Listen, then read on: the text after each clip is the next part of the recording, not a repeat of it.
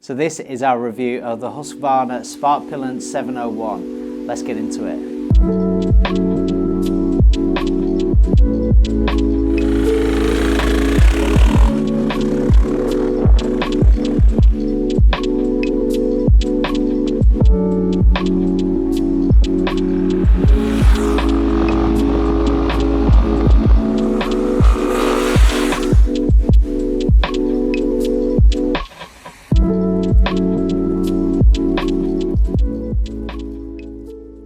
So super excited to get hold of this bike. Basically, we did a static review at the 2018 Motorcycle Live on this bike. It looks really amazing, and it was kind of building on the success of the Vitpilen 701 that I'm a massive fan of. And if you saw the review that we did a couple of weeks ago, I put that out there as my favorite bike of last year, and I stand by that. It was absolutely wicked. So we're really excited to get hold of the Svartpilen, which we did about a couple of months ago. The first thing to say about the Svartpilen 701 is it looks absolutely sick. You know, in my opinion, Husqvarna really nailed their aesthetic, and the Svartpilen is no different. So Svartpilen literally means black arrow. So obviously the bike is all black, but I really like what they've done with it. The way they've used line work, the way that they've used a mix between gloss and matte finishing, just really breaks up the design. I love the nod to the sort of flat trackery style, the fact that they've put like sort of semi-knobbly tires on it. I think it looks really, really hot in my opinion. So Husqvarna are a premium manufacturer of motorcycles, and you can kind of tell that from the finishing of the bike, whether that's the paint work, the componentry that they put on it, all the finishing is really, really top notch. And I love the quality of it. And actually you should see the 2020 model that's just about to come out. They've added this like kind of browny golden look to it, and it really takes it up an extra notch. And it's got spoked wheels as well, which I think just looks awesome. They'll be rolling into dealers probably in the next month or so. So how does it ride? Well, if you've seen the Vitpilen 701 video that we did a couple of weeks ago, you'll know from that bike was my favorite for 2019. I still stand by that. It was an absolute cracker. The Svartpilen basically shares a lot of the components. It shares the same engine, it's got the same chassis, same suspension, same brakes, just a different riding position and look. So, you know, from my point of view, it's an absolute banger. It's a real recipe for success. The Svartpilen rides incredibly well. So the 690 single-cylinder engine fitted into the Svartpilen is an absolute cracker. It's got loads of shove, above 3,000 revs, it's really smooth, and it's got loads of power right up to the red line. It's a boatload of fun, honestly, and even though it's got 75 horsepower, and I know quite a few guys who won't even look at a bike unless it's got like 100 horsepower, I'm telling you, this has got more than enough power for the road. It's a load of fun, and especially when you combine that sort of low down mid-range punch with the fact that actually the bike weighs 160 kilos dry, it's got ample power to have a load of fun on the road. And, you know, sort of ignoring it, you do so at your peril basically, because I think you could keep up with much faster bikes than you'd expect on this bike. I suppose trying to think about bikes that might be similar in an aesthetic and for that kind of customer, and how they compare. Like a bike like the R9T, for example, that we rode quite a bit last year and was one of our most sort of successful YouTube videos.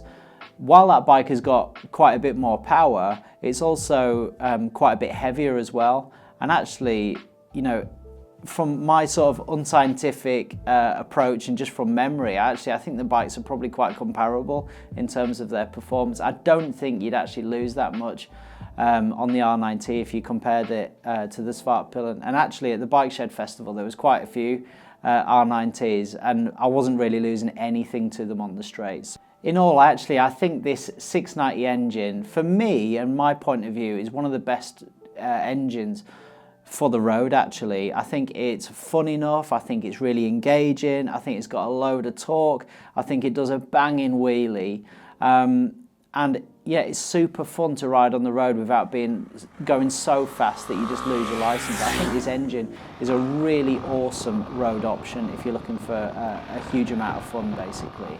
And because the Svartpilen is much lighter in comparison to a lot of the competition at 160 kilos, I think it's a lot easier to manage in a slow speed setting. So if you have got like quirky places that you park your bike, or you're in a city, or you're doing a lot of like tight space maneuvering, particularly if you're shorter or not strong, or you're a female or something like that, I think this bike is going to do really, really well in comparison to some of the heavier models out there. So the handling on the Svartpilen is excellent. The bike comes fitted with the WP Apex suspension, which is fully adjustable. So you can sort of alter it depending on your weight or how you like the ride, for example. I think that's a really, really nice feature on this bike. On the bike, I think you can ride leisurely. I think you can probably chuck a couple of trails at it as well, considering the tyre selection. And when the pace gets on a little bit, this bike can really, really get a hustle on too, and it doesn't get all out of sorts. It's really balanced, it's really composed, and we did ride it relatively fast as well. And I had no trouble keeping up with the Vitpilen, even though it's a bit more of an aggressive sort of riding position and stuff. It just loved those Lake District roads. It was really, really nice. You know, I'm personally more of a fan of a bit more of an engaging riding position like the one on the Vitpilen. My own bike's a GSXR 750, so obviously that's a proper sports bike. However, that doesn't really stop you getting a hammer on, and I realise at the same time I'm probably the wrong side of most people's preference. Most people prefer like a sit-up job and a bit more comfortable and all that kind of stuff. So I'm probably the wrong side on that, but the riding position isn't really going to stop you doing anything that you could do on a more engaging bike like the Vitpilen, for example. So on test, we wore all the items from the Knox collection, and the aesthetic of our products with that bike worked really, really well, with obviously the trusted Knox protection too. We took some images as well while we had the bike in the Lake District.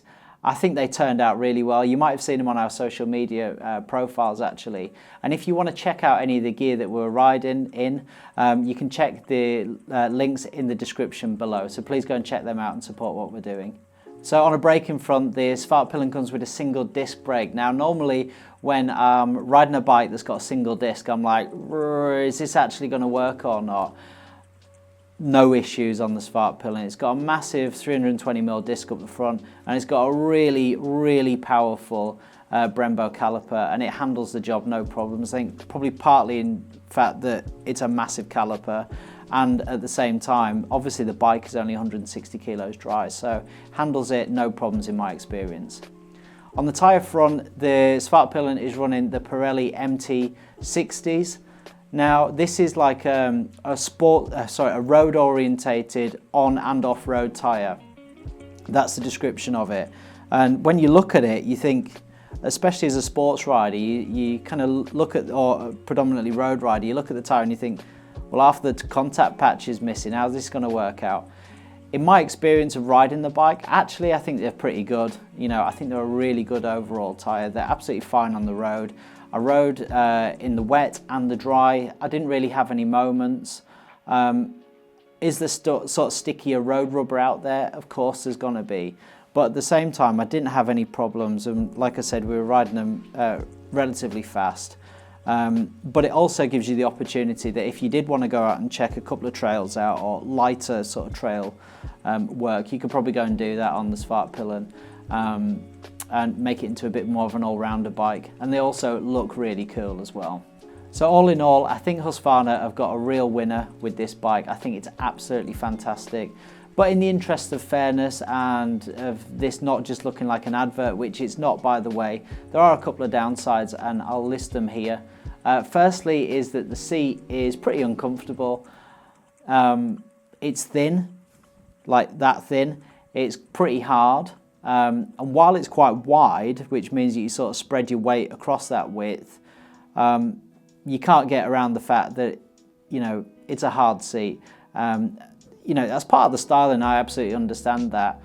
But it's one of those things, it's quite interesting. You sit on the bike and you think immediately, God, the seat is absolutely rock hard. This is going to kill me. But then after like a 4-hour ride, I was like, it wasn't that bad actually.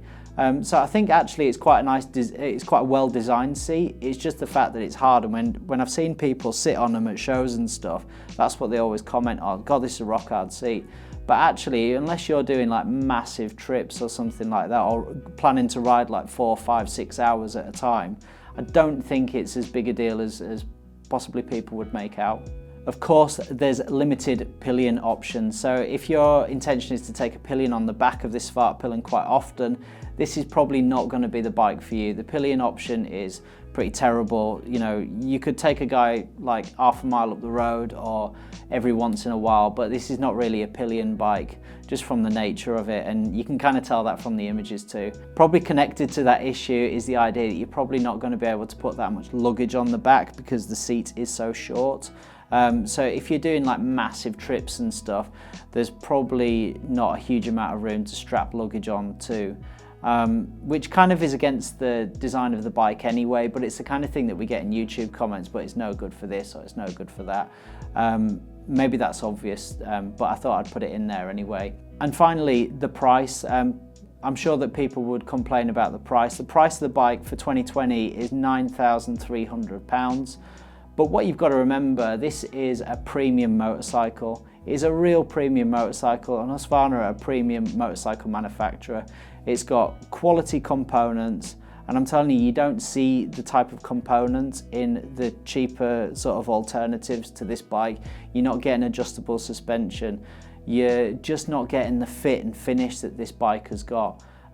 Plus, again, you know, it's a premium brand, and you've got to take that into account when you're looking at this machine. So I hope you enjoyed our little review of the Svartpilen 701. I think it's an absolute wicked bike. I really hope to see more of them out on the roads here, and I'm sure that you guys would love the bike if you got the chance to ride it too. So thanks so much for watching. Please like, please comment, please subscribe to the channel too, and we'll see you next time.